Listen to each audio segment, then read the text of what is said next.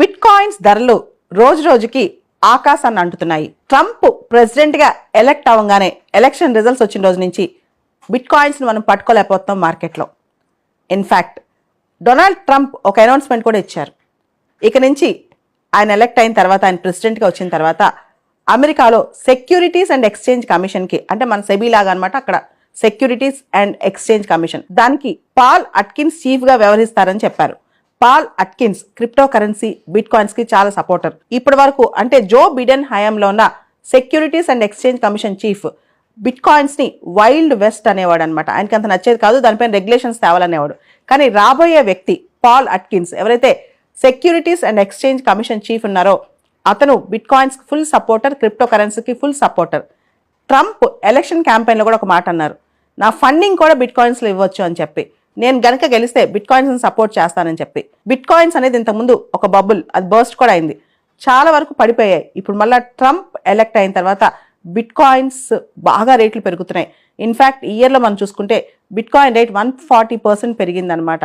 So వచ్చే రోజుల్లో, రాబోయే 1-2 సంవత్సరాల్లో బిట్ కాయిన్స్ మరింత పెరిగే అవకాశం ఉంది. బిట్ కాయిన్ ధర దాదాపు $1,00,000 కూడా రీచ్ అయింది. డొనాల్డ్ ట్రంప్ అమెరికాని bitcoin capital of the world గా చేయాలని ఆలోచిస్తున్నారంట.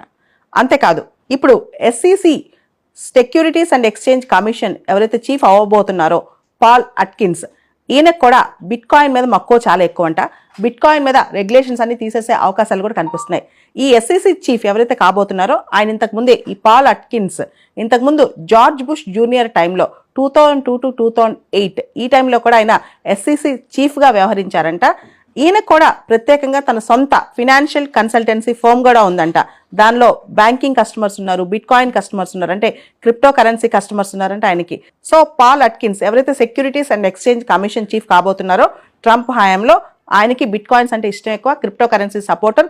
కాబట్టి ఇంకా బిట్ కాయిన్స్ ఆపడం కష్టం అంటున్నారు అమెరికాలో ఆర్థిక నిపుణులు. నవంబర్ 5వ తారీఖు ట్రంప్ ప్రెసిడెంట్ గా ఎలక్ట్ అయిన తర్వాత బిట్ కాయిన్ వాల్యూ ఒకటేసారి 50% పెరిగిపోయింది. ఒక నెలలో 50% పెరిగిపోయింది అనమాట. దాంతో పాటు డొనాల్డ్ ట్రంప్ బహిరంగంగా పెద్ద పెద్ద స్టేట్మెంట్స్ ఇవ్వటం, భవిష్యత్తులో అమెరికా నేషనల్ రిజర్వ్స్ లో బిట్ కాయిన్ రిజర్వ్స్ కూడా ఉంటాయని స్టేట్మెంట్స్ ఇవ్వటం, అమెరికా బిట్ కాయిన్ క్యాపిటల్ అవుతుందని చెప్పటము. అదేవిధంగా ఆయన చేసిన అపాయింట్మెంట్స్, ఎవరైతే ఆయన పొలిటికల్ గా అపాయింట్మెంట్స్ చేయబోతున్నారో ఆ క్యాండిడేట్స్ అందరూ కూడా క్రిప్టో కరెన్సీ సపోర్టర్స్ అవ్వటము, క్రిప్టో కరెన్సీకి ఒక్కసారిగా కొత్త ఊతం వచ్చిందనమాట. ముఖ్యంగా బిట్ కాయిన్స్ అయితే $1,00,000 టచ్ అయిపోయింది. 2008లో సకోషి నకమోటో అనే వ్యక్తి బిట్ కాయిన్స్ ని అసలు తయారు చేశారనమాట. ఆ తర్వాత బిట్ కాయిన్స్ అనేవి చాలా చలామణి కూడా అయ్యాయి. ఇది డిజిటల్ కరెన్సీ అని చెప్పొచ్చు. కానీ వీటిని ఇప్పటి వరకు కూడా గవర్నమెంట్ బ్యాక్డ్ కరెన్సీస్ కాదు, ఇవి గవర్నమెంట్ గ్యారంటీడ్ కరెన్సీస్ కూడా కాదనమాట ఇవి. భారతదేశంలో కూడా క్రిప్టో కరెన్సీకి లీగల్ బ్యాకింగ్ అంటూ ఏమీ లేదు. కానీ భారతదేశంలో క్రిప్టో కరెన్సీ ఇల్లీగల్ కూడా కాదు. 2018లో RBI బ్యాన్ చేయడానికి ప్రయత్నించినప్పటికీ సుప్రీంకోర్టు ఒప్పుకోలేదన్నమాట. ఇప్పటికీ భారతదేశంలో చాలా మంది బిట్ కాయిన్స్ కలిగి ఉన్నారు, బిట్ కాయిన్స్ లో ట్రేడింగ్ కూడా చేస్తున్నారు.